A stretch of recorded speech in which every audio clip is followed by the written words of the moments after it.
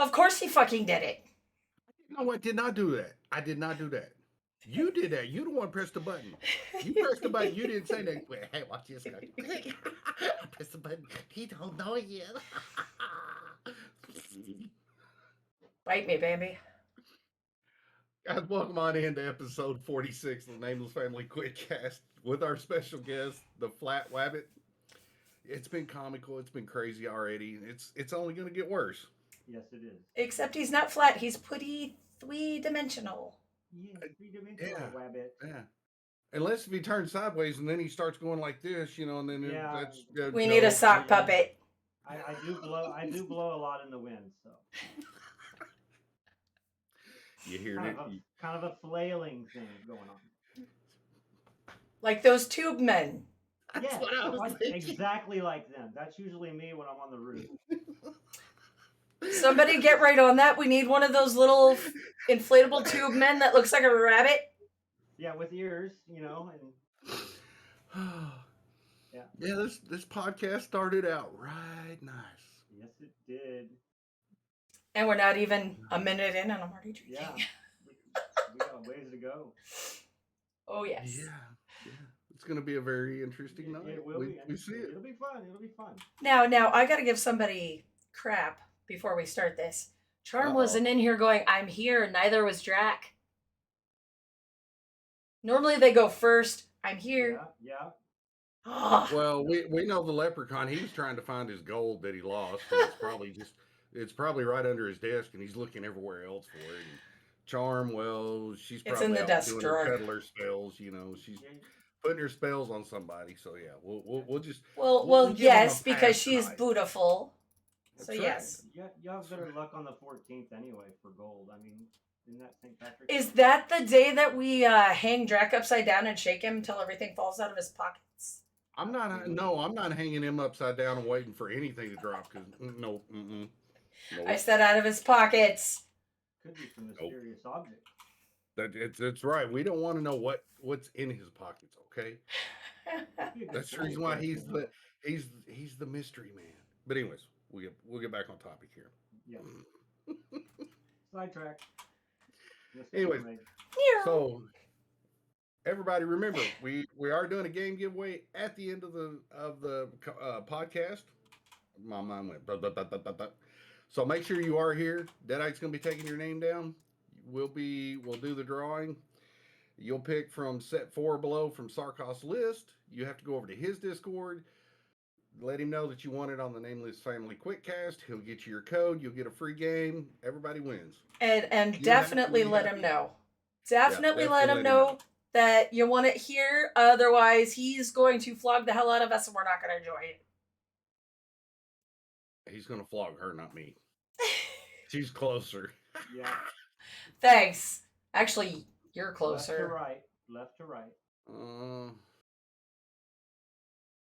Geographically speaking, you're closer.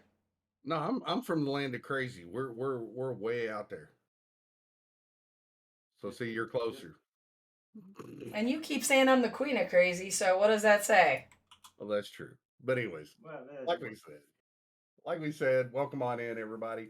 And also tonight, make sure all of your questions, all of your comments are directed towards our guest, not me, not Deadeye, not anybody else.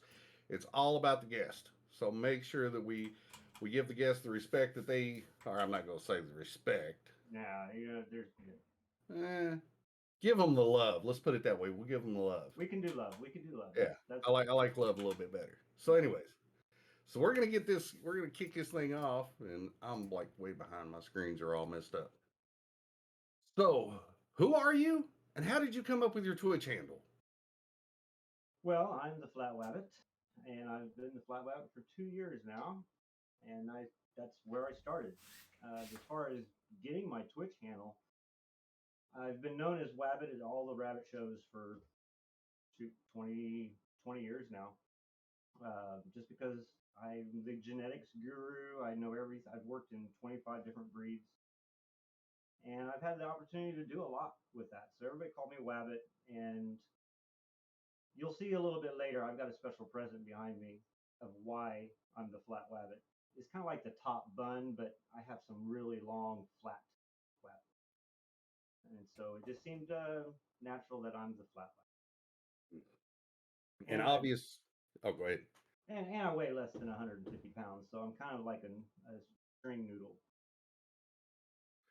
And yes, if y'all haven't noticed, if you've not been over to his channel, you definitely want to get over there because normally he has a camera going and he's got bunnies running all over the place and they're cute, Yep. they're adorable.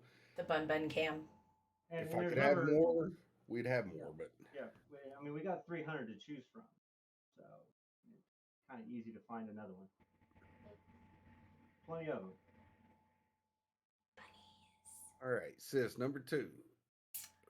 What got you into streaming, gaming, and bunnies?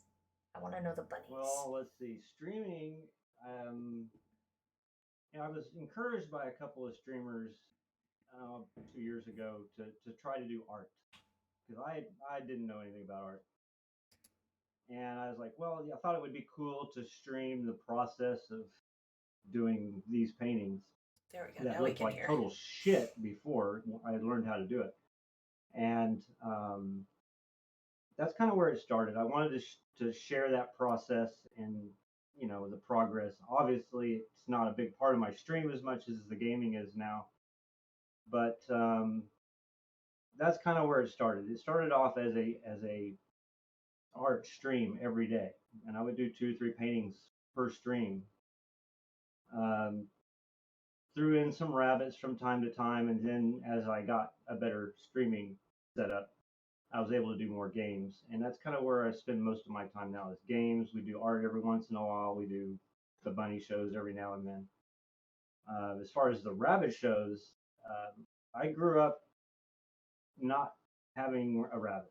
It wasn't until I met my wife, and one day she came home with this little fur ball thing and said, and set this thing in my lap, and I'm like, what the hell is this? She's like, it's a rabbit. I said, well, what do you do with it? She's like, well, you love on it. Well, we got it for the girls at the time, and of course the girls lost interest, and this poor little rabbit was sitting in there, not getting really a lot of attention. And so I started going in every day, and this rabbit ended up liking me more than everybody else, and wanted to come out every morning to wake me up. She jumped. My wife would get her out, and she would thump in her cage until my wife got her out, put her on the bed so she could jump on my face. And I was in love with rabbits ever since then, and it's just kind of gone from there. Really, pretty simple. To working with 15 different breeds at one time. I've had 25 breeds over the last 23 years, and I've learned the genetics. I've done everything. There's just not much I haven't done when it comes to rabbits. And now you were talking about that you do some paintings too, and I noticed the painting behind you. Is that something that you've painted Yeah, there? this is one of them that I've painted. I've done over 270, I think, paintings in the last 2 years, and they're all sitting in the closet. And unless I get them out, or there's something I like and I put them on the wall. But that's about all I do with them. I give them away at rabbit shows. We always have raffles usually at the shows, so I'll throw a couple paintings in there just to get rid of them. Usually the ones that are not as, they're still nice, they're just not my favorite. Gotcha. Give them away as Christmas presents too. My wife she usually gets rid of about 15 or so of them a year for Christmas. Makes it cheap. Now, Cheap gifts. what got you started in painting, or are you doing it for like a therapy, or is it just enjoyment? It's really therapeutic, but it's just a lot of fun to do. It's very relaxing. Um, I learned based off the Bob Ross method.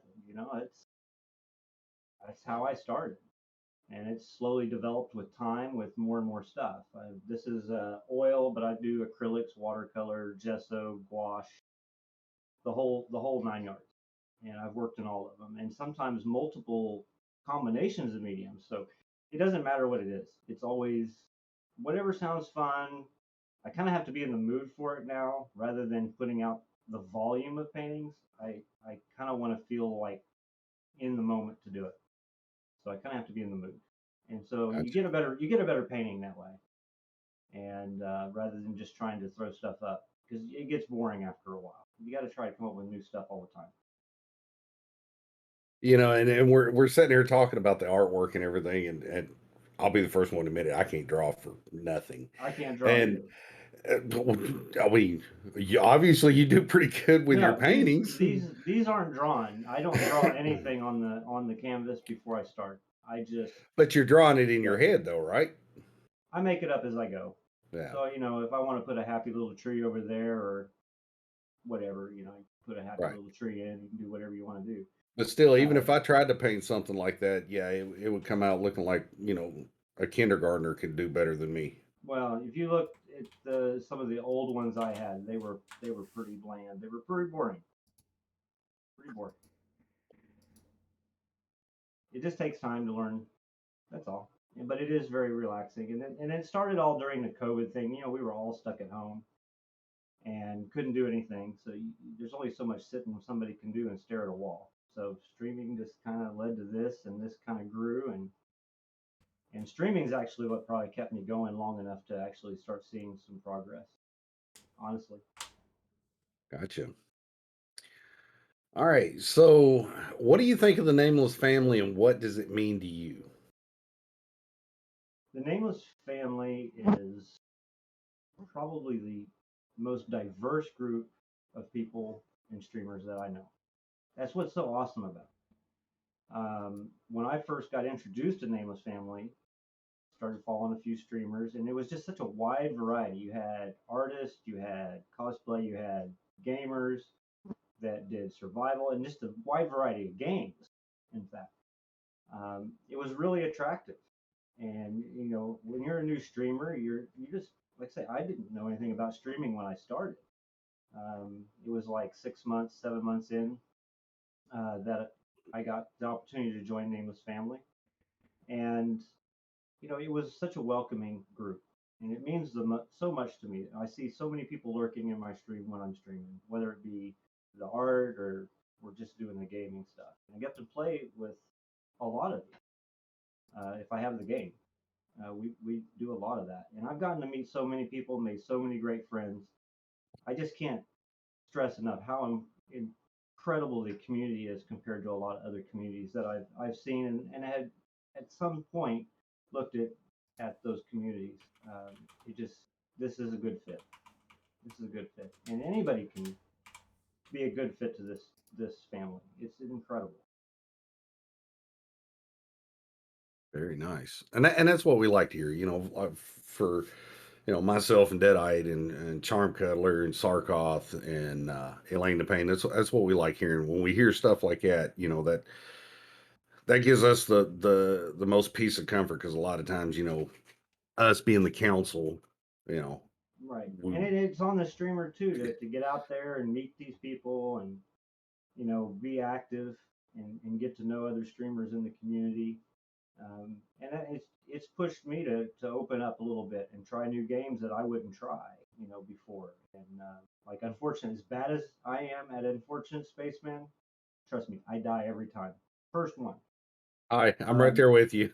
but it's still fun, and I've gotten to play with Starkoth and all of his team over there, and it's been a lot of fun doing that. And it's just opened up a lot of new horizons for me, as far as the number of people you can meet and the number of people that can support you, and that's really important. All right, sis, number 4. What would be your favorite memory from gaming and streaming, and then also from your painting and your bunnies? Let's get 4 of those out today. Okay. Gaming. I think my favorite moments are when we get 4 or 5 people together for like Dead by Daylight. And that's very recently that I got into that 3 weeks ago. But people like Oswee in there, and some of my Aussie friends, and we also have several others in Nameless Family that play the game. It's always fun to get together and have a really great time, even if we're just goofing off. We don't care if we get out or not. We're just screwing around with people, and that is in culmination, probably the best times that I've had in gaming ever. Because it's just so relaxed, so chill, and you can laugh, and who cares what happens. Streaming wise, I want to say probably my 100th painting anniversary I did in July of 2020. I think it was August of 2020. That was epic. I had 300, 400 people in the chat. I got rated by so many people that were supporting me at the time with my artwork. It's insane to think how hard it is to keep up with chat when you got that many people in there. I didn't care for it, but it was really, really epic, and so many people were so supportive of it. And I never thought that my art would ever have that much interest. Probably the biggest and most important moment in streaming. What was the other one? Rabbits. We traveled 14 hours one way to go to a rabbit show last fall, and it was a horrific beatdown in our Netherland Dwarfs. But we had Snoopy with us, who is a Himalayan, and he ended up sweeping the whole weekend best in show. And there was, I think, 4,000 rabbits at that show. Wow. And so it was the most epic win that we've ever had. And that rabbit is still with us. He's still showing today, and he's still got it. He's still top 3 at most places that we go. So that's my biggest rabbit moment. As far as the best artwork, I don't know. That's for somebody else to decide. I've had good ones and I've had bad ones. But the one thing that I've been always wanting to paint is rabbits, and I just haven't been able to nail it out yet. Just animals are tough, but these landscapes like this is one of my favorites. I really like blues and working with the different elements of dark and black and light. Playing with those is a lot of fun. Very nice. All right.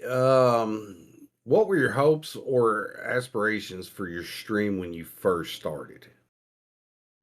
When I first started, well, I think we all go into streaming thinking that we're going to be, you look at Bob Ross' channel and you say, well, he's got, 2,500 people watching. I only need 10% of that, and I'd split 250. Even if I got 25, 1%, I'd be happy with that. It's a lot harder than that. My dream is that I could do something to inspire people to get into art at a time when everybody was stuck at home and the stress levels were high. Just to pick up a paintbrush and jump in. It's sort of evolved a little bit when reality kind of sinks into how hard streaming can be. It takes a lot of time, especially if you're new to the software. And I mean, I started out with a $250 laptop. That's how I started out. That's all I had. And didn't have a tower. I didn't have lighting. I didn't have cameras like standalone cameras and such. So it was, it's grown a lot from there. So I think seeing it through is really my biggest achievement with streaming. But that initial startup was rough. It was rough, and I was hoping for one thing, but it's just taken longer to get there. That's all. Now, did you see yourself where you're at today versus when you first started? So when you first started, did you think you would be where you're at today? No. And I say, Nameless Family has been a huge contribution to that. The second I got into Nameless Family, and it just everything changed. It was so great. Everything just changed for the better, and it really energized me to keep pushing harder, not look at the numbers, and just have fun. And I think that's what most of us as streamers want to do. Just have fun. Don't worry about the numbers. Have fun. All right, sis, number 6. Wait a minute, chat. Let her hashtag it first. Hold on. Let her hashtag it. Go ahead. Hashtag it. I'm messing with you. I'm messing with you. That was The people that live in the upstairs. I don't know who they are. Ah, criminy, why? You can have more than one. Okay. But who is your favorite streamer? It's a hard one. This is one that a lot of us on this Quickcast have challenging with. I'm going to start with probably the one that's been the most incredible during a time when I was on the verge of giving up of streaming in general, and that's gaming with Kentucky and JD. I can't show enough love to that man. He so supportive. I mean, he hopped in one of my art streams one day, and then we became really good friends and gamed. And then, he was the one that nominated me to NF, and I owe him so much. I can never repay that. And he's one of my favorites. It just kind of depends on the day. I'm kind of ADHD a little bit when it comes to what I really follow what mood I'm in. So if I want to watch Dead by Daylight, I have an Oswee. I'm always up. It depends on when I'm up. But Oswee's a fantastic one. If you've not seen Oswee, she's an absolute doll. I love her to death. Outside of NF, um, I don't really think I have anybody outside of NF anymore. I love all my NF people because you can always go to any NF stream and you're gonna have a good time. It's gonna be real. It's gonna be fun.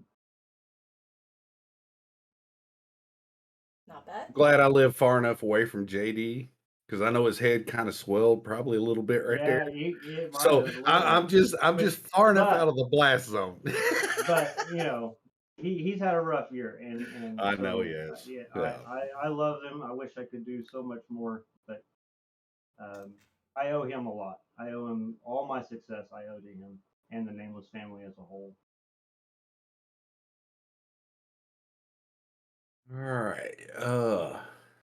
Let's see.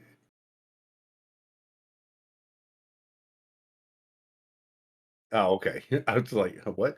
Um, so are there any people or streamers that influenced you to be the streamer you are? Well, I think we all as streamers sort of, when we first start out, we sort of emulate what others are doing. I did that. I tried to do kind of the Bob Ross kind of look with the fro and the happy little trees and that kind of stuff. And then you kind of had there was another one, Andy Ray cosplay. She was such a bubbly character and energizing character all the time, and it was always fun. And but it's evolved. They influenced me to get started, but I've kind of found my own way. And the way I describe it is, for I want to represent who I am in real life on stream. I want to be genuine, if you want to call it that. I'm always going to be here for anybody. I love everybody. You can almost never offend me unless you say something bad about my rabbits. And but you kind of have to find your own way and find how you want to run your stream. And I don't like streams that are fake. I just don't. When it's kind of a put on show for views or put on a show for subs and bits and whatnot. Um, I That's what I like about my community. It's a genuine community. I get to know everybody in my chat and what's going on in their world, and that's important to me. All right, number 9. Number 9.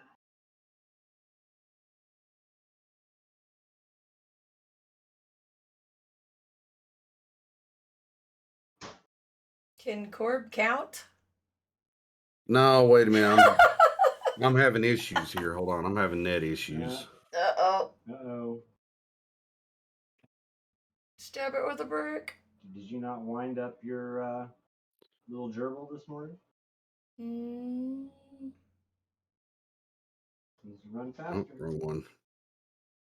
Where is my freaking app? There it is.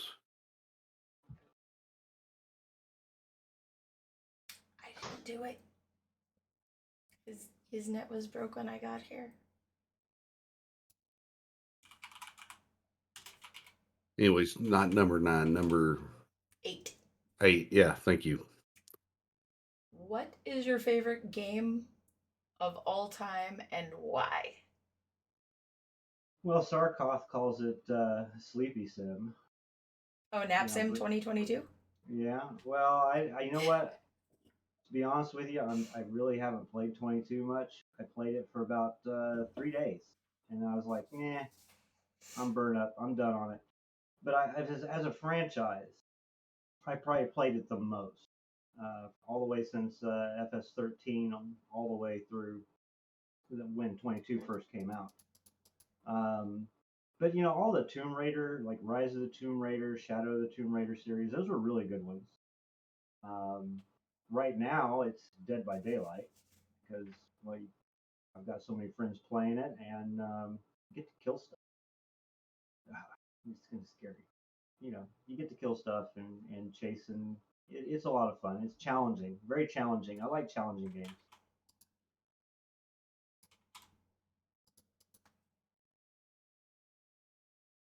I think a 7 Days to Die is probably in there somewhere, but I'm kind of burned up on that. Yeah. Only so many ways that you can do that game. A lot of different ways you can do 7 Days to Die. Well, you can play a lot of mods, but the thing I like about Dead by Daylight versus 7 Days is it's a very more fast-paced game. And not every killer's the same. Not every killer is the same. They all have different. They have a crap load of perks that you can run on not only just your survivor but on your killer. There's just so many different elements to it that make it a little bit more energy and an excitable game. Whereas 7 Days, well, yeah, you do the same process, build your base, build your horde base, and then they attack on day 7. It's kind of the same routine. That's why I like Dead by Daylight right now so much. Yeah, and I've played Dead by Daylight maybe once or twice, and I don't know. I still haven't figured out what you're supposed to do on it. Yeah, Might have to come over one night and try it out. It's basically just you're repairing gens and looking for doing your daily challenges, and you've got challenges galore to do, like finding totems and opening chests and unhooking survivors and stuff like that. You're trying to keep everybody alive, and when it's a team play, when you've got a team of 4 people playing, it's a lot of fun. It's a lot of fun. It's not so much of a game that I would recommend solo. It's just not as fun that way. Right. What your favorite movie or TV show, past and present? Don't watch a lot of TV nowadays, but probably the last show that I really got into just because it was on every week and I was forced to watch it and then I liked it was the Winchester show, the Winchester Boys, Supernatural. Supernatural. Yeah. And now I've watched that series about 15 times all the way through just because, well, it's just exciting to see Dean die so many times in that one episode. I don't know how many times it was, but it was pretty. That's one of my favorite episodes. But I grew up with TV shows like the A Team and Knight Rider, and those are all MacGyver, that kind of stuff. And those were my favorite shows. Favorite movies. Probably going to be a little old school for some of y'all, but anything John Wayne. That's where it's at for me. There are some movies that are good, like the original Jurassic Park, the first one, not the 10 or 15 others that they made. But yeah, science fiction. What was the other name of that other one? Had Jodie Foster. Contact. That was a really good one too. Really got into that movie a lot. I like to watch that one pretty regularly still. The Indiana Jones stuff, the adventure stuff. I like those adventures. They're fun, especially when they got a good story and they got a little bit of comedy thrown into it.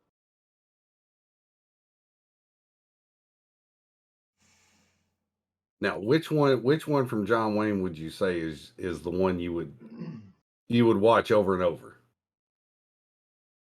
Just for the comedy part of it, there's a kind of a tie. North to Alaska,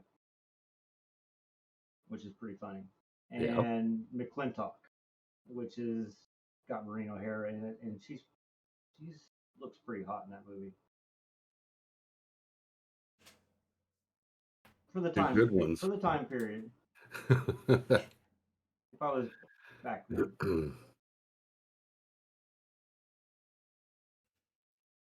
Where we at? Number 10? Is it? Yeah, 10. Jesus. What is your favorite game to play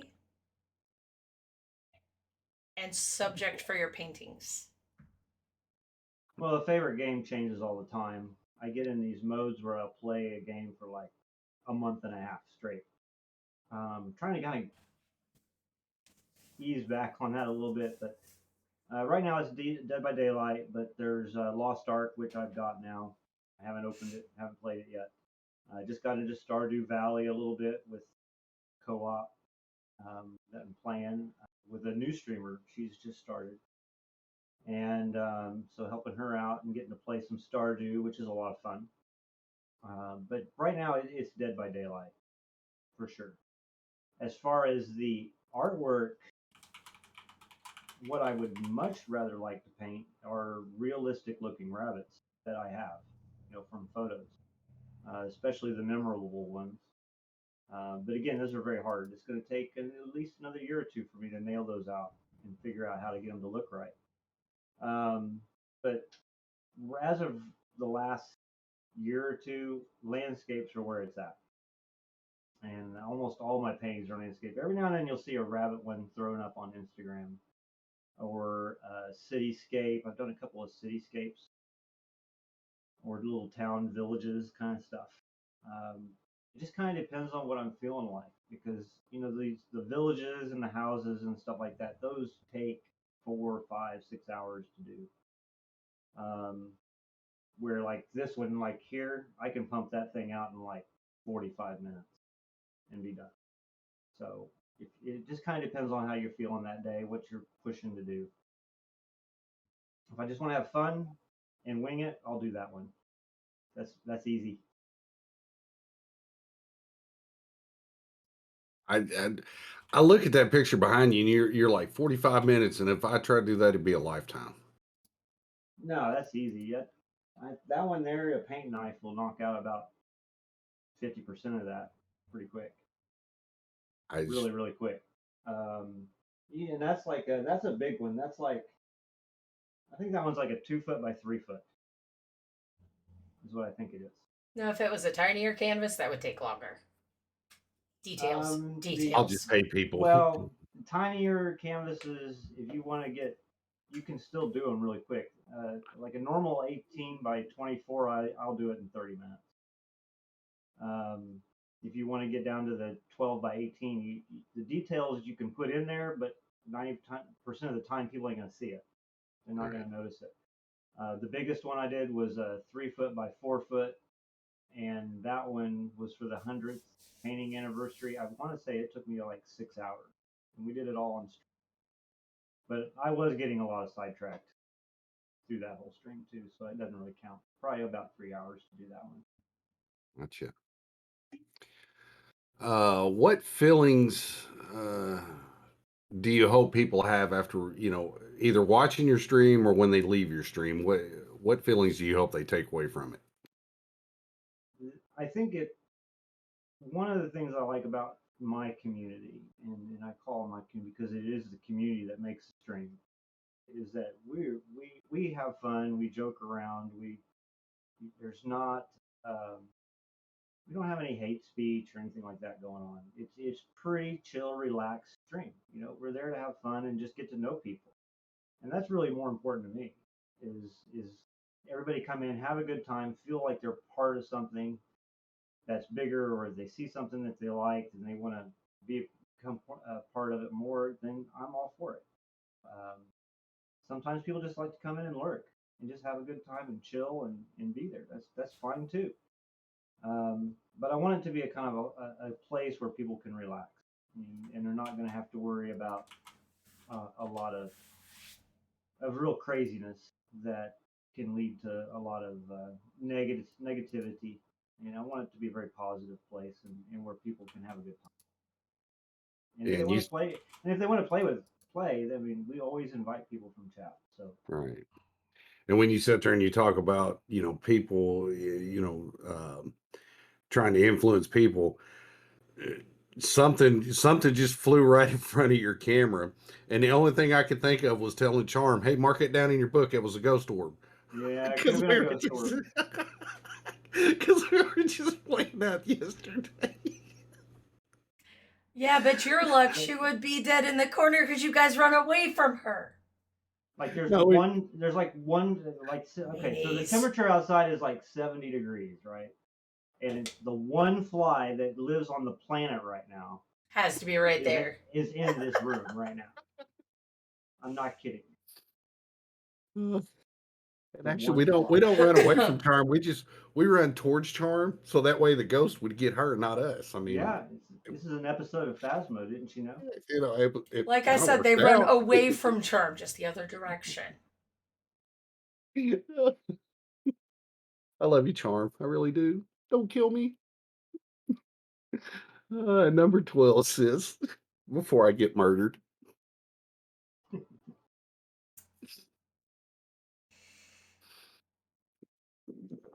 Could happen. Somebody been bad.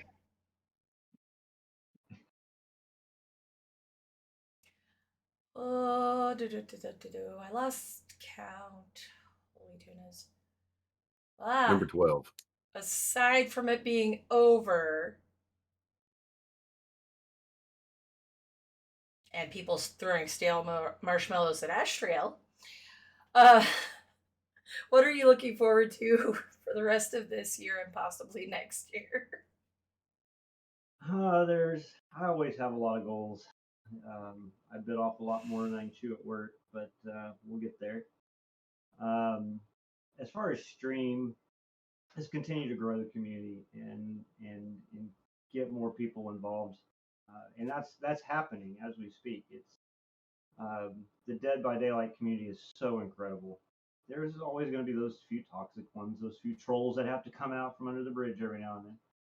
But in general, it's been really exciting because there's so many of us that are playing that game, and we're all helping each other and supporting each other, and that's really important. But it'll grow in its own time. I'm not really worried about that. I just want to make sure I get to know everybody. Um, Long-term goals, I hope one day I can make it to NFA one point. Um, that's going to take some work, but I'll get there. I hope. As far as rabbits, I've been doing them for 23 years. I know that in 2024, I am going to start to retire from rabbits. I'll always have them and I'll still show, but I'm not going to compete for number one after that. It's been a long ride, but it is just exhausting to go 45 weekends a year to a show. Um, it's just tiring. It's a lot of miles on the car. Your butt starts hurting after about the second hour now. And 2023, I'm hoping to win a national show. Win convention, win nationals. I'm going to win a big show in 2023. I may do it this year. We'll see. That's the last thing on my bucket list. And before we started, we were talking, about the rabbits a little bit, and he had stated that, and just hearing what it goes into the, to show the rabbits and stuff like that. I mean, that's, It's years of work. It's yeah. years of work, and in some breeds it's easier than others. Netherland Dwarf, which is our premier breed, one of two premier breeds that I raise. Um, it's a long haul. You don't get rabbits very quickly. They don't have big litters. They're not big rabbits at all. And it takes a decade to be able to compete continuously. And I do it in every single variety, all 25 varieties of Netherland Dwarf I show. And most people don't do that. Most people have one or two varieties, two colors, maybe three colors. I have 25. I have them all. It's like kind of like the McDonald's toys, in the Happy Meals. Yeah, you got to have them all, Right. and It's like and so catching I do. Pokemon. Yeah, we collected all of them, and the thing is, we take 40 rabbits to a show, and when we get to the very end, where there's like 10 rabbits left in our breed, 9 of those 10 are ours, and it's because we're very dominant in our breed, and that takes a decade to make happen. And plus, you're sitting there talking about the rabbits too, and it takes me back to Devil's Cut because his daughter Mhm. shows rabbits too. Yeah. So, Hmm. and I've heard some stories, from him of some of the stuff. So, And it's hard, and this is the trick. I'll tell everybody a little secret on how to win a rabbit show. Is you want to put 5 rabbits up there in your breed and in your variety that no matter what judge you get that day, they're going to find one of yours that they like because every judge is different. And you take the variable out. So if you have 5 rabbits that are all kind of equal, but they all have one thing a little better than another, that's fine. You'll always be number one. It's statistics. And being a math major, well, I have a minor in math. Yeah, I like statistics. there you go. All right. So, if you can give a shout out to anyone, it doesn't matter NF, outside of NF, it could be one, it could be 50, 100, whatever. The floor is yours. Okay, well, there's obviously I mentioned earlier gaming with Kentucky and JD. I owe everything to him for that. There's always Sarkoff that welcomed me into his community and got to play with him quite a bit. Uh, the people that obviously Elena Payne and Charm, I've gotten to play with them. Devils, gotten to play some things with them from time to time. Osley, all the people that I've gotten to play with, I've always enjoyed, and it's always been a fun time. And that's what's most important to me. Outside of Nameless Family, there's several people that I've been working on and helping with affiliate, get them to affiliate, like Busy's Gaming, Teeny Teeny Tiny, Olive, Ordinary Olive, who just started streaming here a few weeks ago. These are all people that they're just incredible at what they do, and they're so much better than I was when I started. And I have just the utmost respect for them because they do such a good job.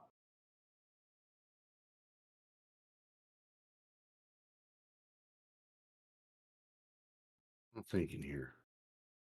My brains went one direction, and yeah.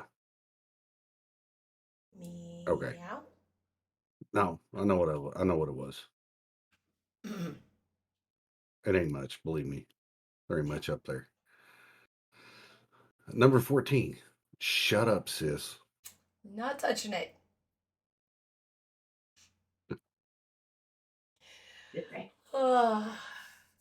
If you could go back to when you first started streaming and give yourself advice, any advice, what advice would you give to yourself? Oh my goodness. I don't know. I think go into it with as least of the expectations as possible. Just have fun. I think be genuine and do what you want to do and what you feel is fun, and get to know people that enjoy the same thing in your stream. Um, art is a hard category to get started in, especially when you're just learning how to paint. Imagine doing your first painting on stream and you think that it's a hard thing to do. So many great artists out there, and so I think I put too much pressure on myself to try to make the art be perfect so that I could have success and define. I just didn't define success very well at the time. I think success isn't necessarily in what game you play or how good your art is or what content you're streaming. It's about, are you being genuine with your community? Are you having fun? Are you including them into what you're doing in your stream? And I think that's just the best way to go. And I think I didn't do that well in the beginning. I didn't do that well in the beginning. Um, I was scared to death too, so that's half of it. You've touched on a lot of good points there, and for especially for a lot of the new names that we see out there in chat tonight. Obviously welcome in.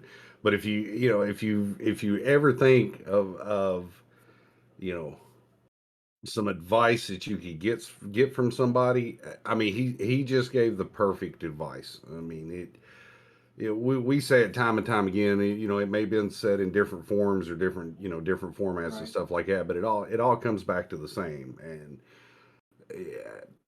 you'll hear it from probably every streamer that you ever talk to. Yeah, and it's just being genuine. Don't just have fun. Don't worry about a number. I know Twitch says, oh, you got to have this many followers to be affiliate and this many views. And I think that puts too much stress on you at the beginning. I think it really does. Um, or you might be feeling like nobody's going to like you on stream. I didn't know what was going to happen. I didn't know if I was going to be able to do it. I didn't talk very much. I was scared to death of the world at that point when this was a whole new thing. Streaming was a whole new thing for me, and from the setup to the doing, and it was all brand new. And I just took that leap and ran with it, and and here we are today. So many people that have been there along that way, and that's what's so great about the Nameless family. There are always somebody here that has your back. If you got a question or you want to figure out what you can do with your stream, you just always look within yourself, find something you're passionate about, and do it, and have fun doing it, and try to include your community into it.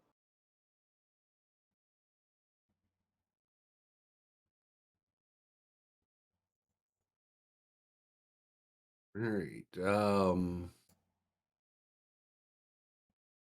And you've kind of touched a little bit on this one, but what are your goals with your stream and being part of NF? I hope it continues. I mean, it's I love everybody in here, and I want to be here for. I don't have. There's no other group that I want to be part of. Let's just say that. Um, there's not many places where I feel like I fit in, and I love this Nameless family community, and the people that are out there that want to join. It's a great place. Very supportive, and I hope that I can return some of that. That what JD gave me when I was struggling at the beginning to where I am now. I'm trying to give back to that to other streamers to help them get to affiliate, to help them find their play and find what works for them, and to get them comfortable with just streaming if they're new to streaming in general. Um, it's really rewarding. That's really the biggest thing I have. My biggest goal this next year is to help find people that want to stream, are good at it, and want to give it a go, and they want somebody to support them. I'm going to be there. Very nice. Number 16, sis. Stream schedule. Do you have one? And if you do, what is it? Well, right now I stream just about every day. Generally in the late afternoon Central Time into the evening, sometimes till 4 or 5 in the morning. It's not going to be quite as late here for the next few weeks because the weather's nice and I'm working at 6 a.m. every day, so I kind of have to sleep somewhere in there. Theoretically, I have made it 3 days without sleep, but not recommended. Um, but I try to stream at least on Sundays at the very least.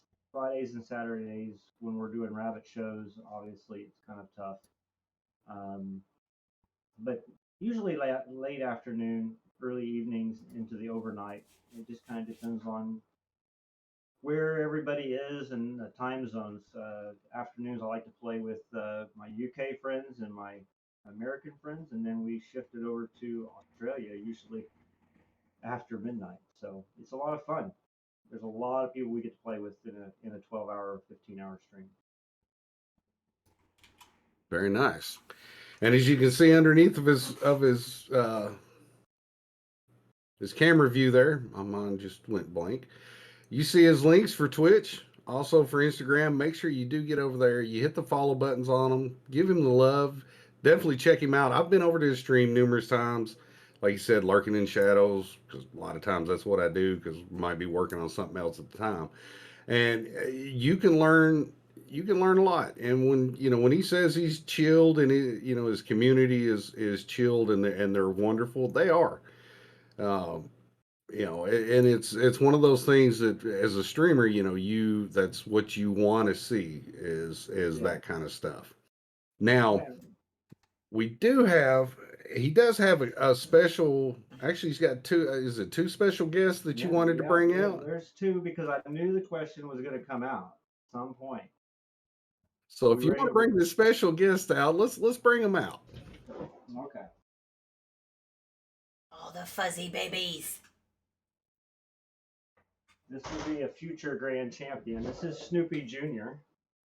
Oh, He's got black feet, black noses. This is Snoopy Jr. He's only like 3 months old, but this is Snoopy. He's a Himalayan, and he likes to lay out flat. He likes kisses too. But this is a breed that you see is really good for youth. If you've never had a rabbit, this is one of the best ever. But this is Snoopy Jr., son of Snoopy, who was one of our champions, and we have about 7 of them like this one that are all longer than their dad, and actually a lot nicer than their dad. So these guys are going for a convention win this year, and probably next year more likely. I know we are.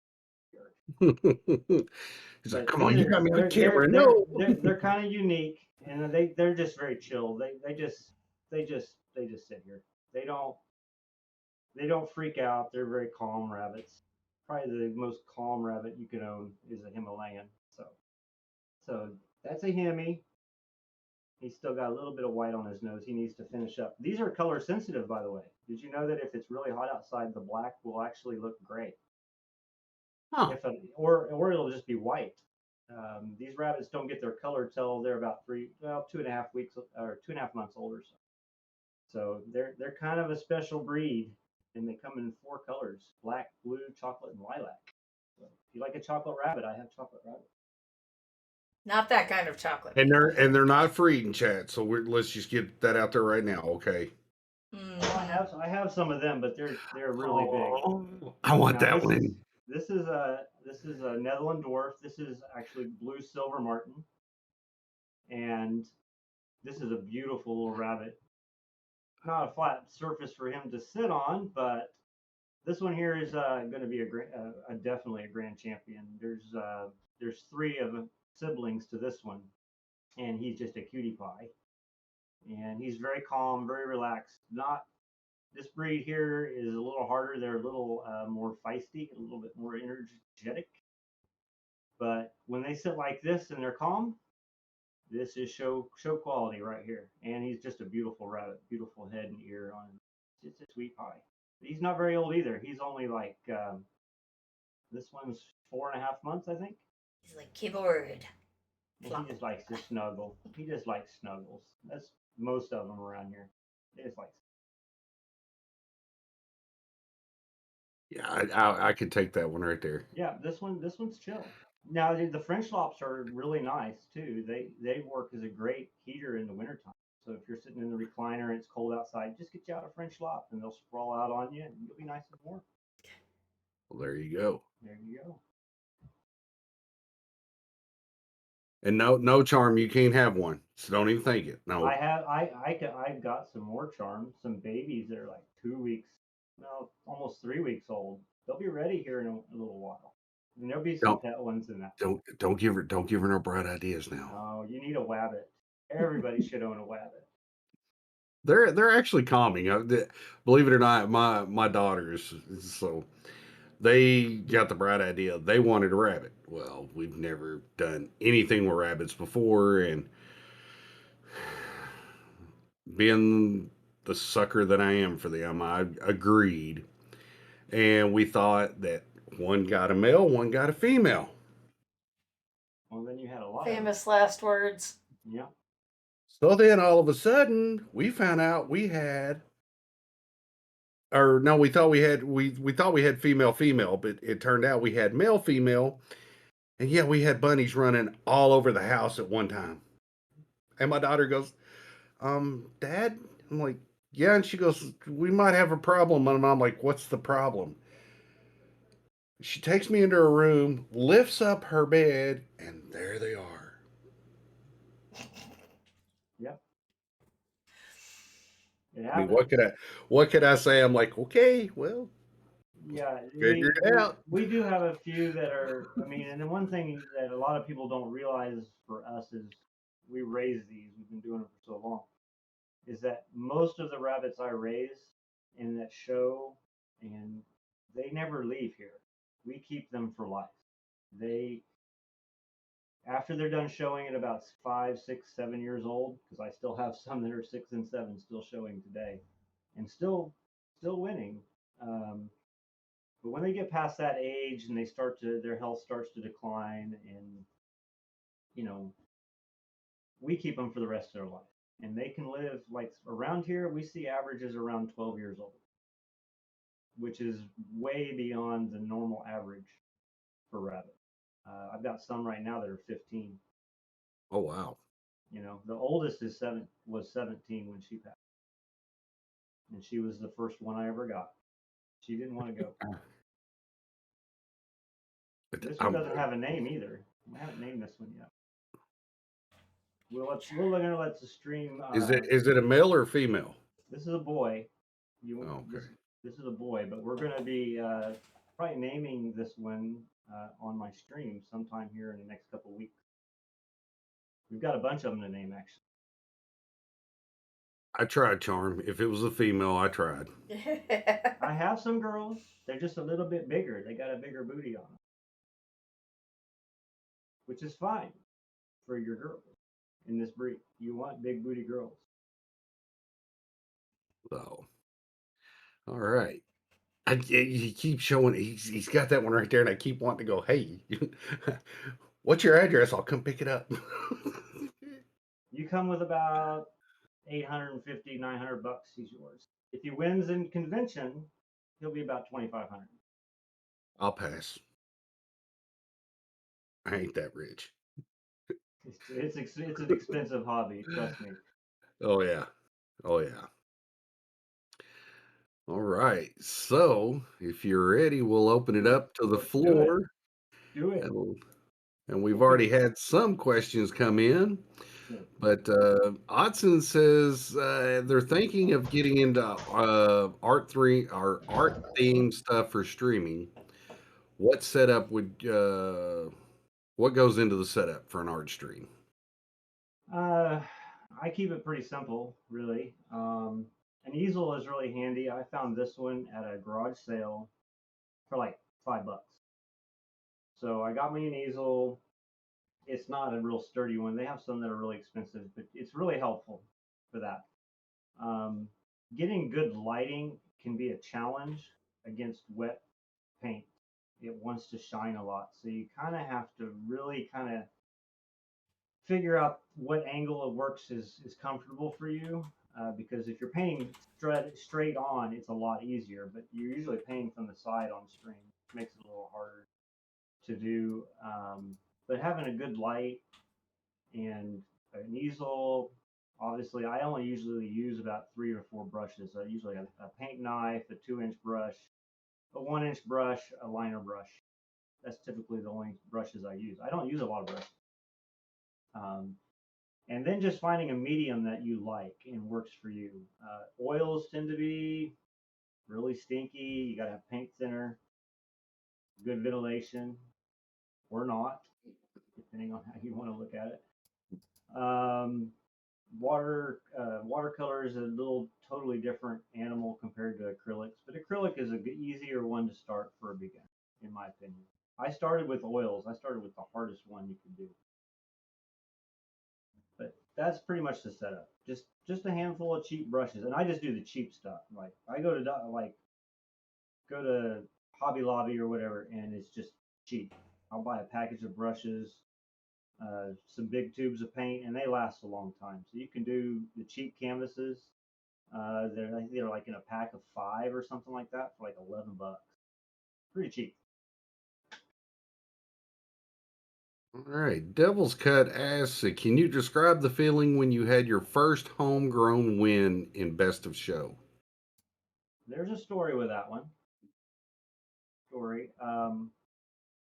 We had a really rough weekend in really Netherlands again because we were going up against some of the top people in the country. This is about 6 years ago.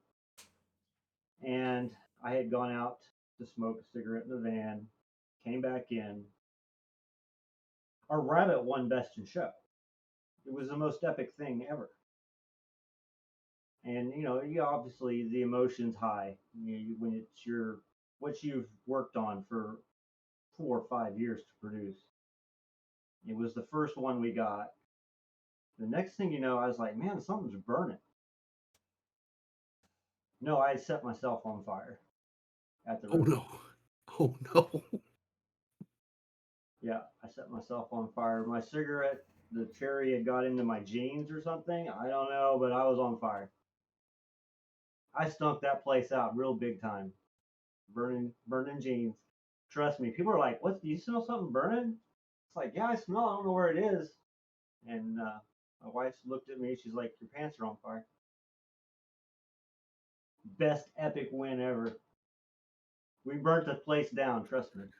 We were gonna burn it down. We had the best route. We burned it down. No, You were we did set the building seriously on fire that day. We were on fire, and when we won all weekend too. We won all the shows that weekend with Himalayan of all things. You've heard it here first. Yep. I'm telling you, gotta be careful, man. And I was in a hurry because she's like, hey, they're getting ready, because Best in Show is where they take all the breeds, the best of the breeds, they put them all up there.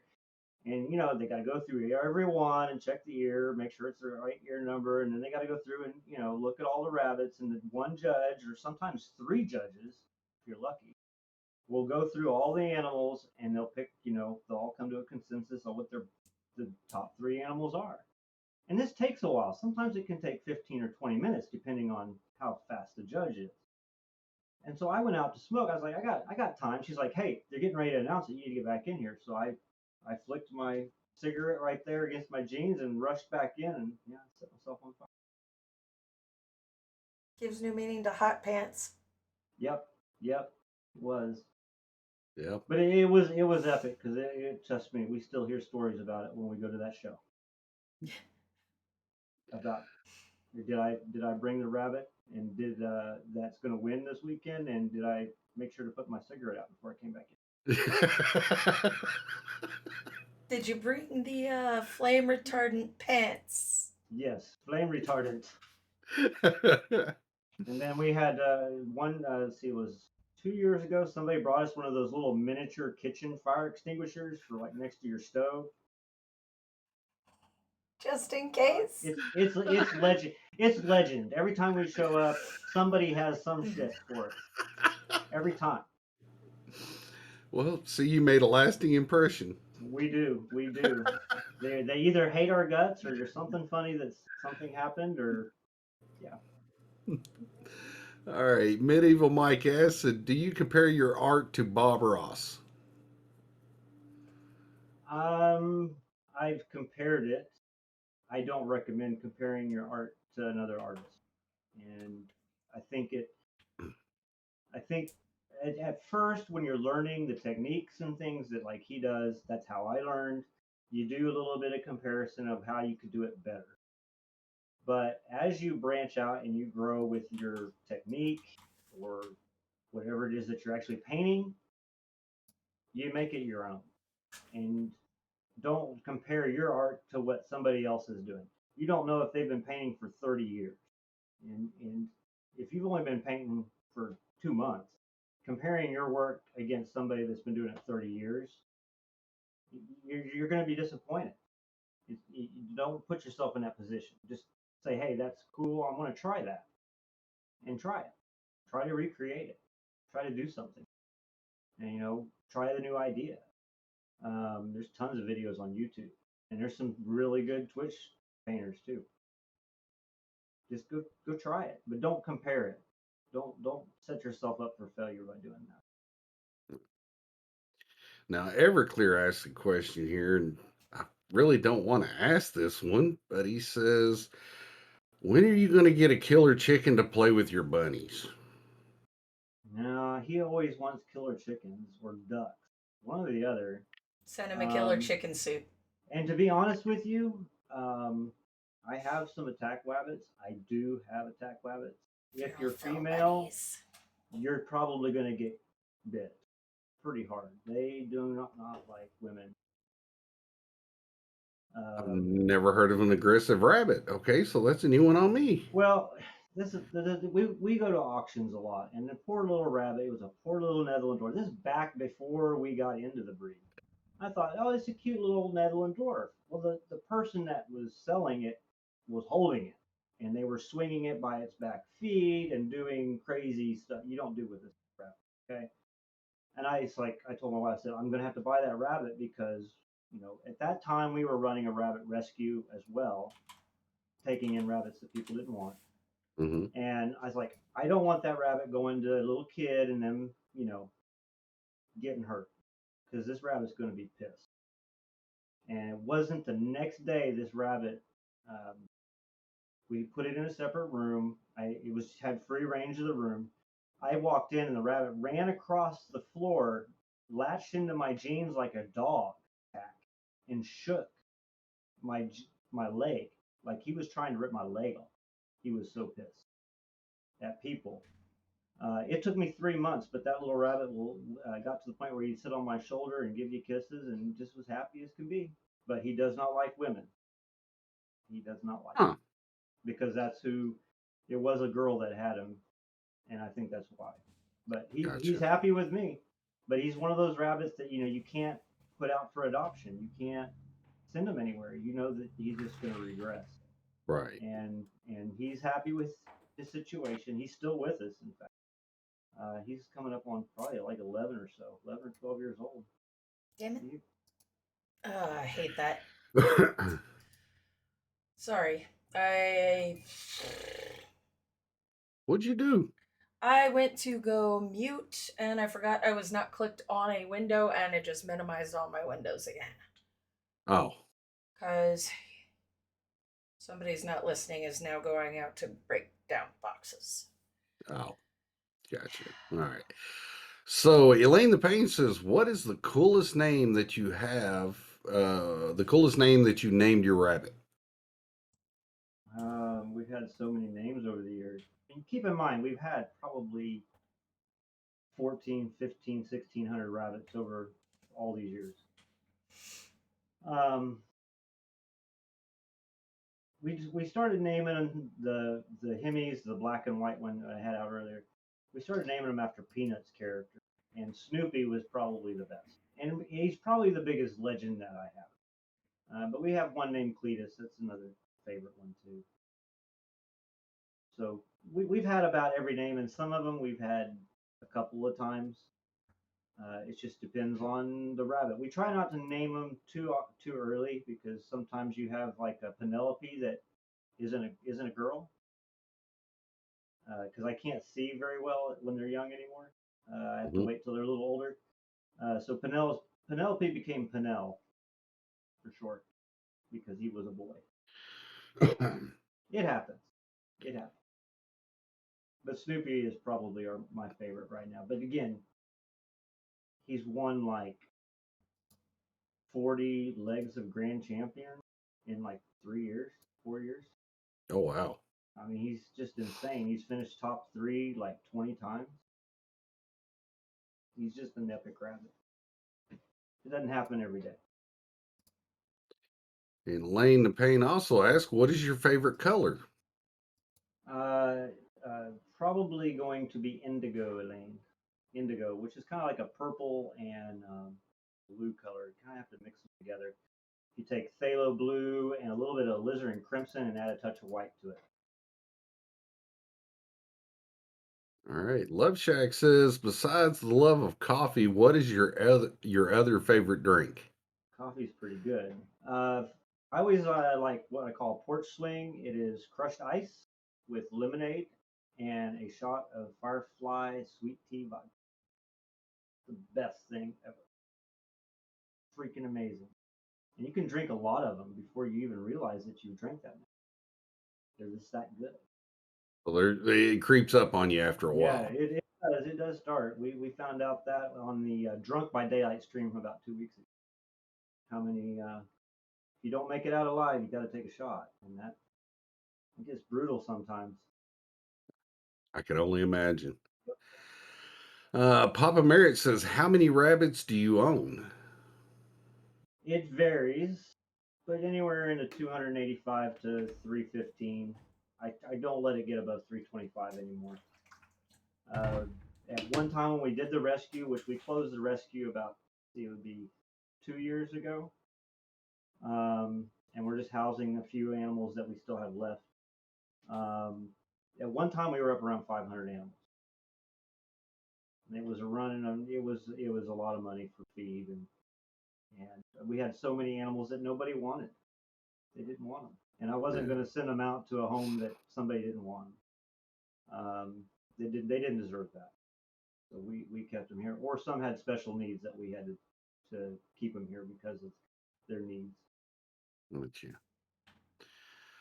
Charm Cuddler says, do you have a favorite painting that you've done so far?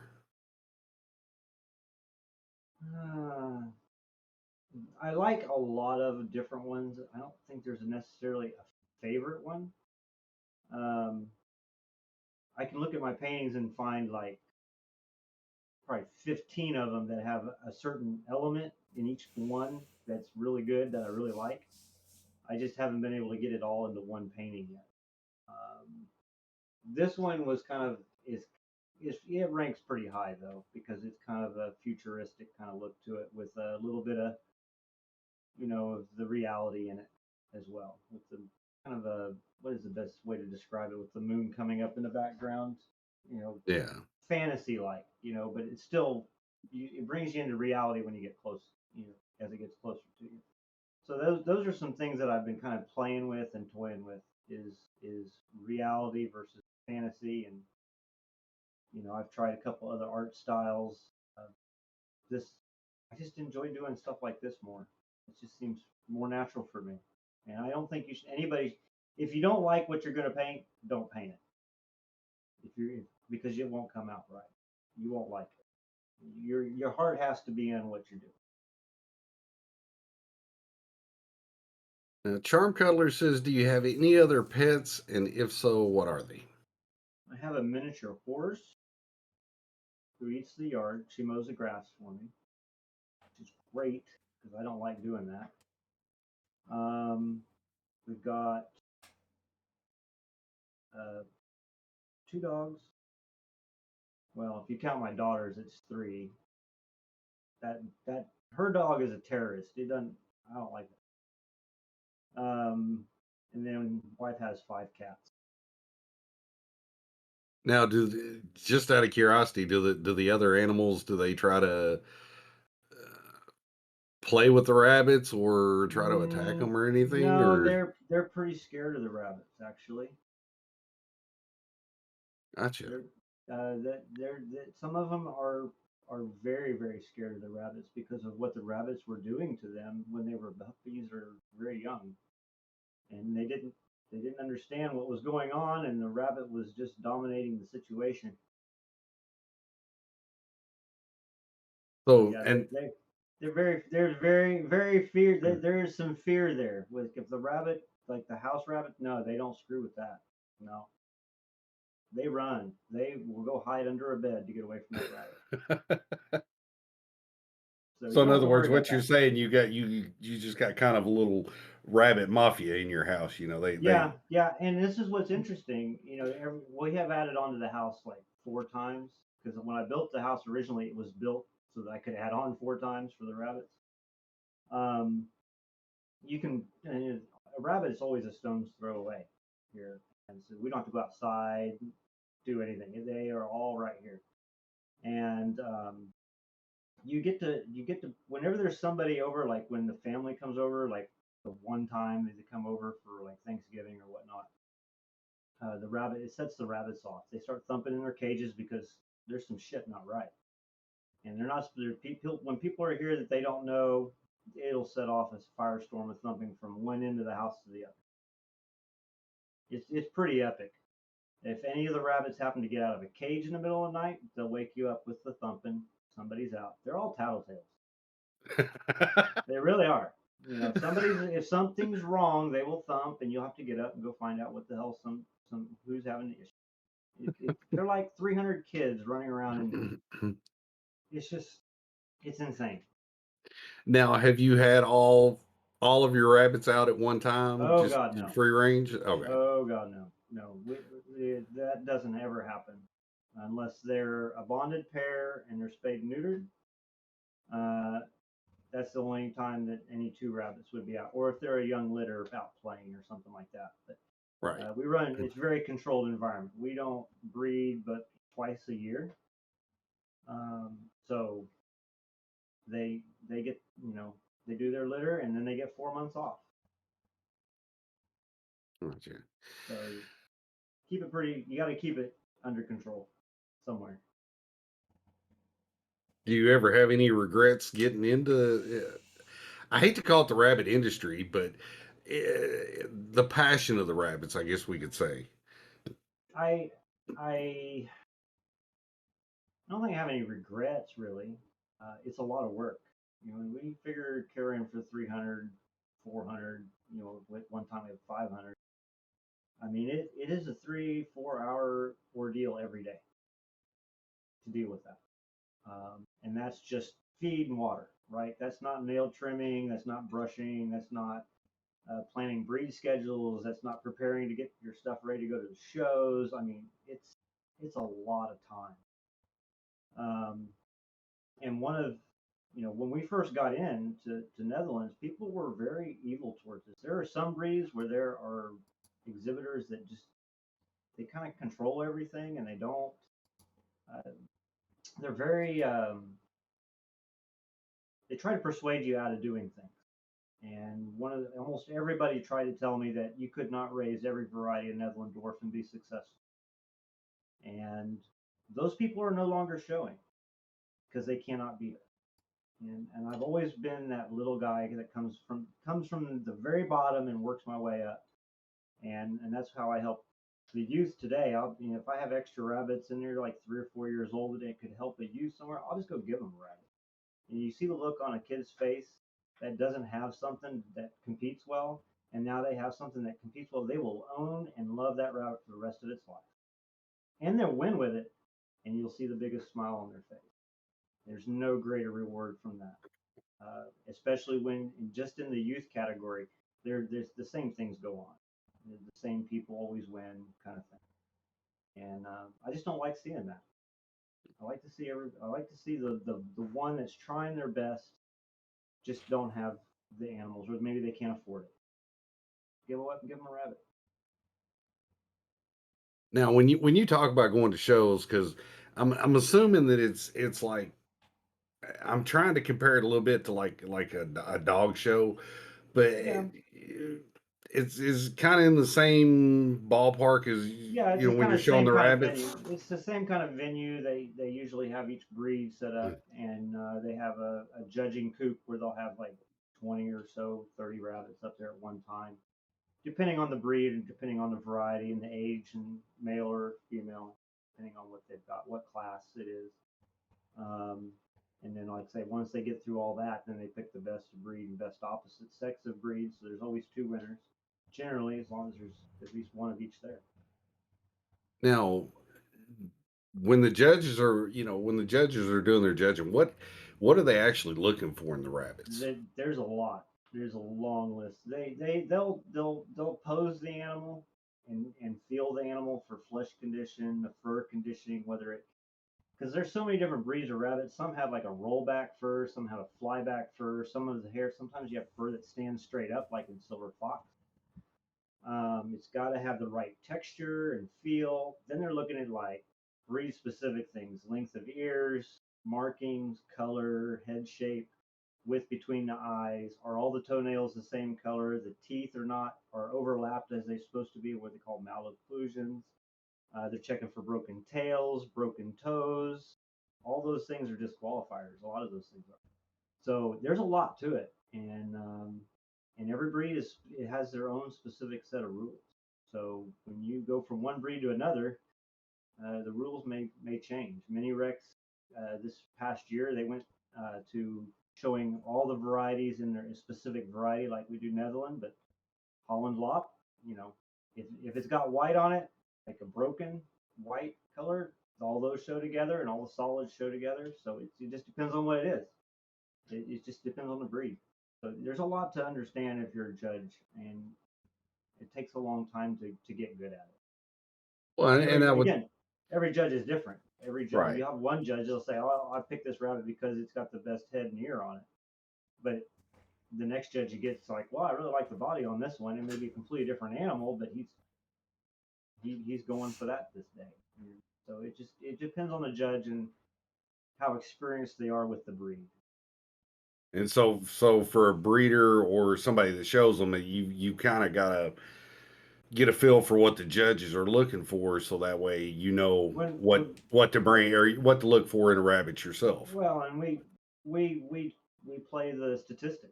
We play statistic, and if there's 30 rabbits in a certain class, and I'll make sure to put 5 rabbits in that class, and because you only get points in the top 5 of any class. It's the only time you get points or win best of breed. So I put 5 rabbits in there, and there'll be my 5 rabbits. They all have their own little unique thing that's a little better than the others, but they're all very nice rabbits. They always finish generally 1, 2, 3, 4, 5 out of whatever the group is. And it's now a different rabbit might win a different show because usually like 2 or 3 shows a weekend, same venue. A different rabbit might win that variety all weekend. It just depends on the judges, you know, what they're looking for that day on that particular show. So you load it up with something that no matter what judge you get, they're going to find one of your rabbits that they like. And that takes a practice because I know we go to so many shows. I know most of the judges, and so I know what show they're going to be at, what judges are going to be there. I know what rabbits they like, and so that's what I take. Gotcha. And it's just interesting to hear this, and like I said earlier, Devil's Cut, his daughter does it too, Yeah.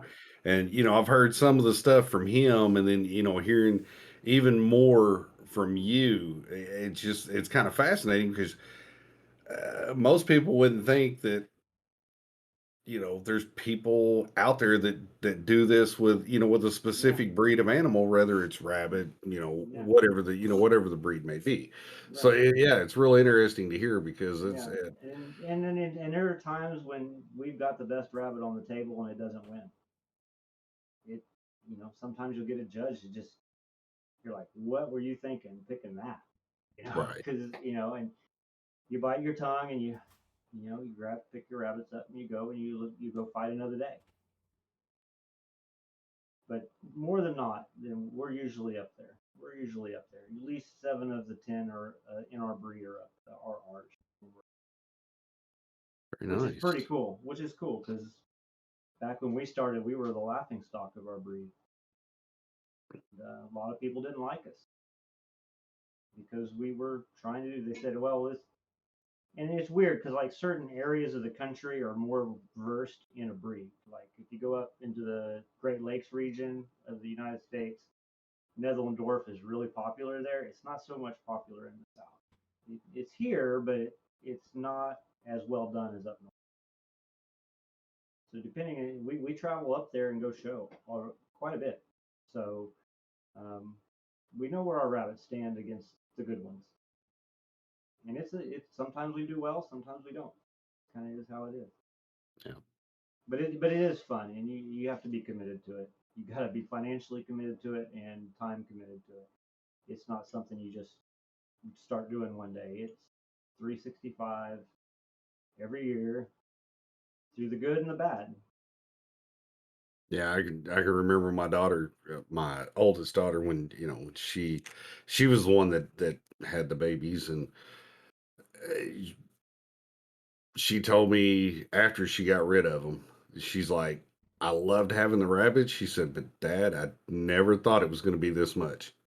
Oh, it's a lot of work. We've had that happen, but we always are willing to take our rabbit back, and that's why we kind of stopped selling them about 6, 7 years ago. We Right. just too many people were wanting the rabbit for when we had even blackout periods, like if it was like the month before Easter, we wouldn't sell because they're buying it for the wrong reasons, yada yada yada, and it just got to be such a pain. It just like, no, I'm not going to do that to these Yeah. rabbits, because it was just better to do it this way. And that worked out well. All right, chat. Do you have any more questions for our guest today?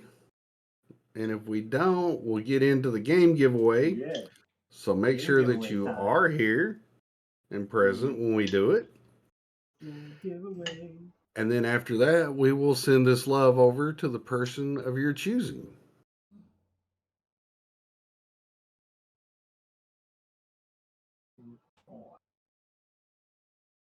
And Flat Rabbit, definitely thank you for being here tonight. Thank you It's been for fun. definitely It was fun. educating, giving us a lot of education on rabbits. I know Devil's probably sitting there going, yeah, I can agree with that. Yep. I mean, probably got. I mean, I'm sure he knows more about mini Rex than I do. I know that. I haven't done those since like 20. Well, it would have been 2007 or 8. Yeah. It's been a long time since I had a mini Rex. Now Hollands, you doing Hollands? I had Hollands. I never did well in Hollands though, but they had great community of people, and I just didn't like that it wasn't challenging. Holland lops, it's not. You can't work in like all the colors. It's always going to be a black tort, almost always, that wins. All right. So it looks like we don't have any other questions. So is the Hinch Kitty ready to come out? Bring out Hinch Kitty. All right. Oop. All about the head. Yup. On the bunny. And let's see who our lucky winner is tonight. I hear you, though. Speedy Pig. Speedy Pig, are you still out there? There? Hope you're there. Speak up if you are, Speedy Pig. Yeah, chicken dinner. Here we go. There he is. Yeah, All right, Speedy. So what you have to do is, if Dragonfly or Deadite will post the link of the games, you'll look on that list from set 4 and below. Then you go over to Mr. Sarkov's Discord. You go into his claims channel, let him know that you did win it on the Nameless Family Quickcast, and he will definitely get you your code. And if you need any help, reach out to Dragonfly or Deadite, and they can help you out. So, guys, girls, ladies, and gents, we thank you all for being here again.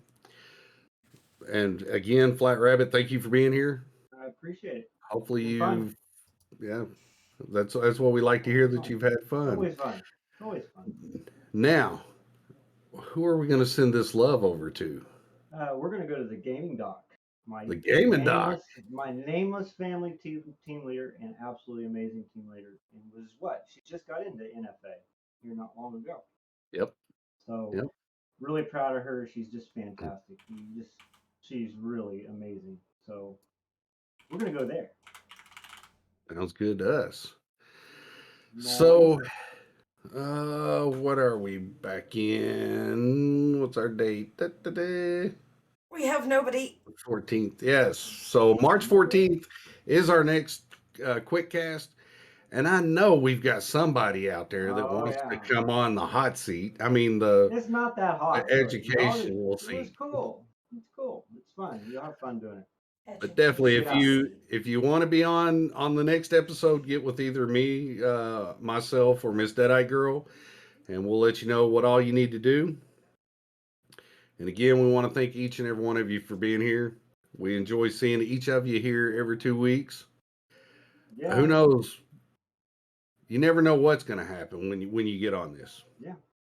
It's A little always fun. a good time. Yeah. But anyways, so we're getting ready to go over and see the gaming doc. So for myself, Miss Deadeye Girl, and our special guest, the Flat Rabbit, we thank you all for being here, and we'll see you all again in 2 weeks. Have a good night, guys.